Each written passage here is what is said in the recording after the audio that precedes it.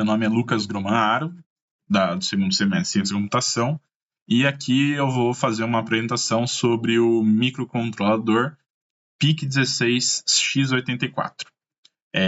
Ele é da arquitetura RISC, de Harvard, e a gente vai comparar ele com a CPU do curso de Ciência da Computação.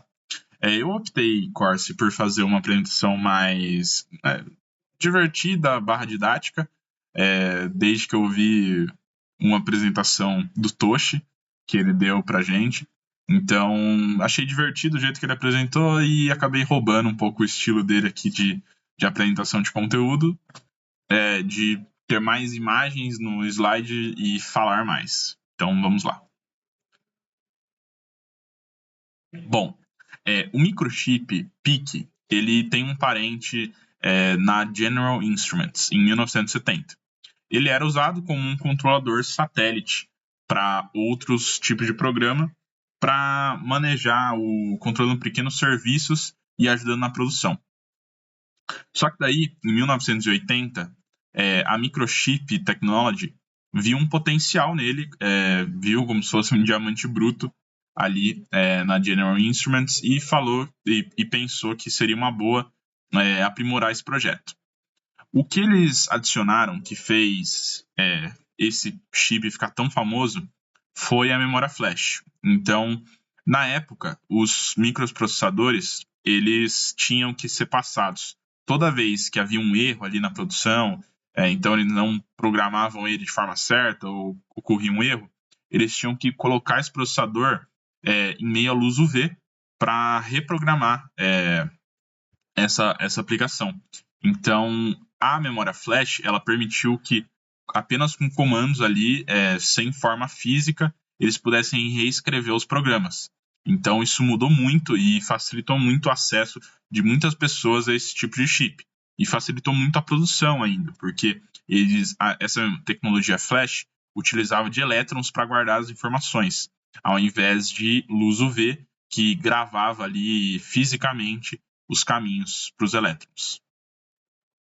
Então, como eu disse, isso facilitou muitos alunos de ciência da computação de antigamente a fazer projetos e criar muitas coisas. Assim como o Arduino, agora nos anos 2000, facilitou o acesso à tecnologia a muitos estudantes dos dias de hoje, o PIC16X84 foi o que facilitou e o que entrou em muitos livros didáticos na época para ensinar mesmo como produzir coisas, e das coisas mais simples, como um alarme, um despertador, e foi ensinado e incluído em muitos livros didáticos da época. Então, isso possibilitou acesso à tecnologia para muita gente. E, bom, os produtos que foram feitos com o PIC são coisas simples, na maioria das vezes, como alarmes de carro, controles remotos, campainhas, até alarmes domiciliares, ou, por exemplo, o indicador de tempo no micro-ondas e travas mecânicas. Esse tipo de coisa foi feito com o PIC, porque ele era muito fácil de programar, ele era mais barato do que outros processadores, e ele era pequeno e tranquilo de incluir nesse tipo de aplicação. Ele não tem muito poder, mas para essas aplicações ele foi muito utilizado. Então, e já segue aqui para o outro slide, que, como curiosidade, a empresa Microchip, na época, deu uma coletiva de imprensa e mostrou que esse chip, esse microcontrolador, foi um dos mais pirateados na época. Então, por mais que esses são produtos que foram abertamente falados que foram utilizados, a gente tem muita coisa que a gente nem sabe que foi utilizado esse chip, pois não temos o histórico ali, porque esses chips foram muito pirateados. Já para comparação do PIC16X84 para a CPU do nosso curso, vamos falar aqui. Primeiro, para a CPU do nosso curso, é uma CPU 16 bits, os registradores são A e B, e não opera direto na RAM, tem que fazer load e store das informações nos registradores. As instruções são do tipo A e C e os jumps baseados em flags. A arquitetura é feita para ser didática e o PC é acessível diretamente. Já para o PIC16X84, a arquitetura é Harvard RISC de 8 bits, a largura da CPU é de 8 bits e as das instruções são de 14 bits.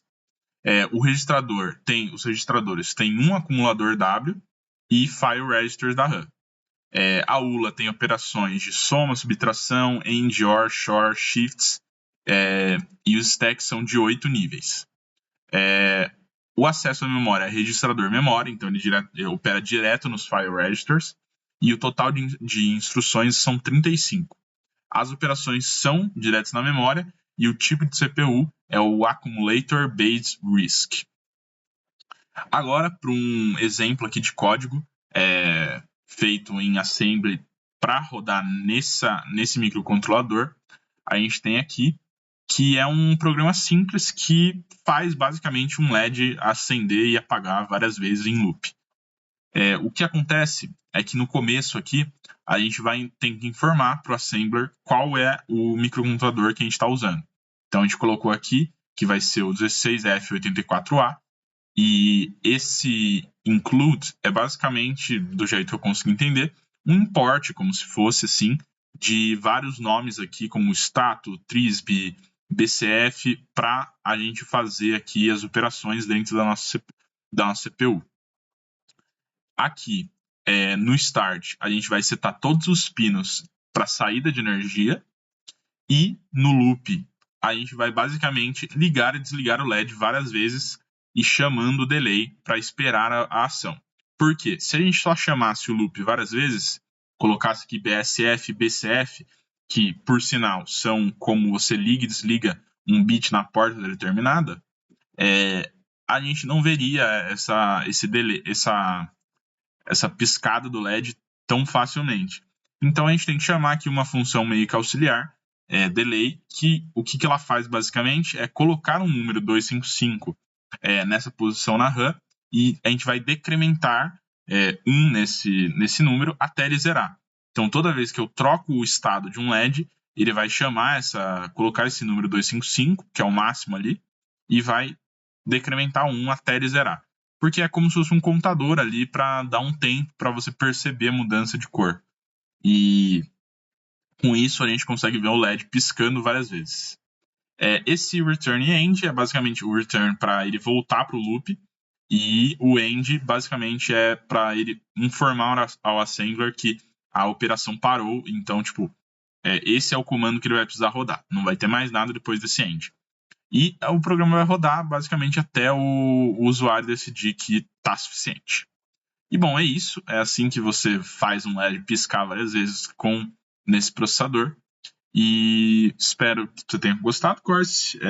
Decidi tomar esse lado mais comunicativo aí, sem tantas informações na tela. Obrigado e valeu pela matéria no semestre.